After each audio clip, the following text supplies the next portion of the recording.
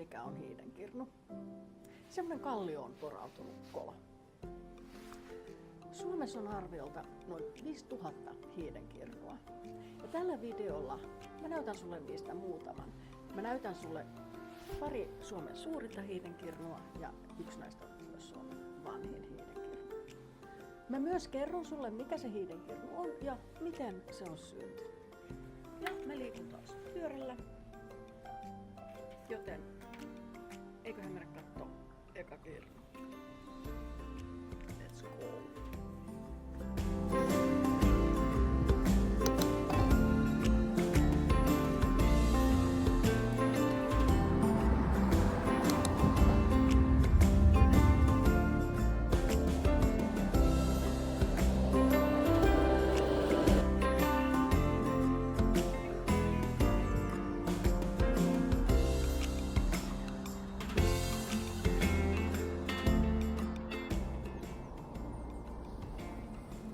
Tänne ei ollut opasteita ollenkaan, mutta Google Mapsissa oli aika tarkka sijainti. Sen avulla löysin. Pyörällä on vaikea talutin pyörän tuosta kallioiden yli. Tuolta takaa tulee toinen polku. Nyt mulla on ihan hirveä nälkä, mä on pakko syödä ensin. Mun lähteminen on mikään sellaista säätämistä. Kestää ja sit siinä vaiheessa kun mä oon valmis ovesta ulos, niin sit onkin jo lounasaika, niin on valmis näällä. Mut nyt otin eiliset salatiedät mukaan, nyt mä vetäsen nää tästä nassulla. Sit mä kerron vähän hiidenkirnua. Mä näytän vielä kartalta missä mä oon. Eli Käpylä on tossa, tuolla näkyy Kumpula. Mäkelän katu ja sitten se muuttuu Tuusulan väyläksi tässä näin.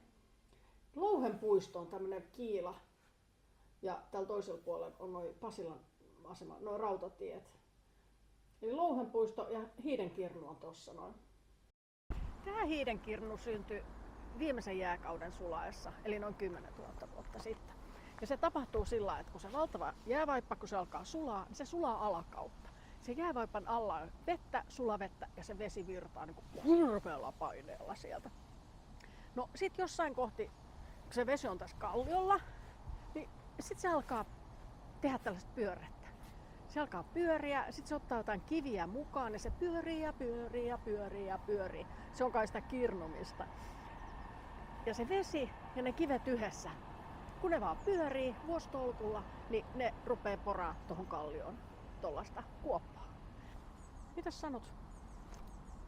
Hiidenkirnut on aika ihania, tai siis makeita, mutta siinä nimikin on niin kiva, niin kuin hiisi, joka kirnuu. Eikä mä ajattelin, että se niin kuin kuvastaa sitä, että hiisi kirnuu voita, mutta hiisi on ollut asialla joka tapauksessa. Hiidenkirnut täyttyy vedestä, mutta mä luin jostain, että käpyläläiset käy säännöllisesti putsaamassa tämän kuopan. Tätä luultiin pitkään Helsingin isoimmaksi hiidenkirnuksi. 90-luvulla löytyi sitten Pihlajamäen hiidenkirnu ja se onkin valtava. Näytän senkin sulle vielä. Siltä varalta, että sä kiertelet Suomea kesällä, niin mä annan sulle muutaman retkivinkin. Ja tässä on ensimmäinen. Pursielan hiidenkirnu on Suomen 4. suurin kirnu ja se on Mikkelissä. Mä mökkeilen Mikkelissä, siksi mä liikun sillä alueella aika paljon. Me käytiin juhannuksen katsomassa tää hiidenkirnu. Pursielan kirnu on ihan Vitostien varressa. Sä käy nyt Kenkäveroon ja ajat vähän sen ohi. Ja autolla pääsee melkein perille asti. Käy katsomassa, jos sä ajelet sieltä. Tämäkin hiidenkirnu syntyi sen viimeisen jääkauden sulavesien vaikutuksesta. Arviolta noin 11 000 vuotta sitten. Eli tää on vähän vanhempi kuin se Käpylän kirnu. Tää kirnu on 8 metriä syvä ja sen halkaisija on jopa 3 metriä. Kirnu löydettiin 60-luvulla rakennustöiden yhteydessä. Noin pyöreät kivet on jouhinkiviä.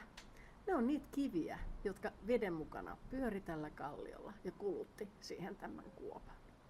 Kivet on hioutuneet pyöreiksi ja ihan sileäpintaisiksi. Tämä Pihliksen hiidenkirnu poikkeaa vähän näistä muista hiidenkirnuista siinä mielessä, että se on yli 50 000 vuotta vanha. Eli se on syntynyt aiempien jääkausien sulamisvesistä.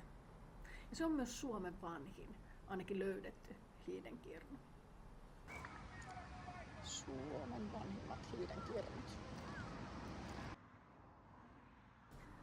Kirnut syntyy yleensä parviin.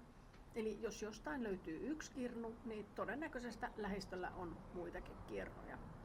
Mutta niitä voi olla vaikea löytää. Ne on tietysti täyttyneet maa-aineksesta ja peittyneet. Ja sen takia ne kirnut yleensä löytyy vahingossa ja usein just rakennustöiden yhteydessä. Ja niin kävi näiden Pihliksenkin kirnujen kanssa. Pihliksen oltiin tekemässä asuntorakentamista ja nämä kirnut löytyi vahingossa ja oli tosi vähällä, että niitä ei räjäytetty taivaan tuulilla. Tää on kyllä niin aidattu. Jotenkin hirvittää ottaa kuvaa, kun mä käyn kamerat tonne kuoppaan. Tää Pihliksen kirnu on yli 8 metriä syvä ja sen halkaisija on yli 7 metriä.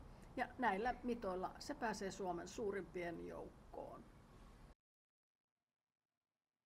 Vielä yksi juttu, joka mun täytyy kertoa. Tämän kirnun syntymiseen on kulunut 100 vuotta.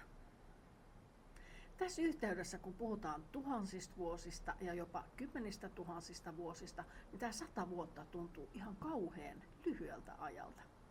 Eli 100 vuoden ajan se vesi pyöritti sorvikiveä tuolla kolossa ja ne poras tällaisen montun. Ja sama juttu muuten siellä Pursialassa, sekin on syntynyt 100 vuodessa. Tuolla pohjalla näkyy ihania pyöreitä sorvinkiviä. Mutta täällä Pihliksessä on nostettu näytille yksi iso sorvikivi. Se painaa 3-4 tuhatta kiloa.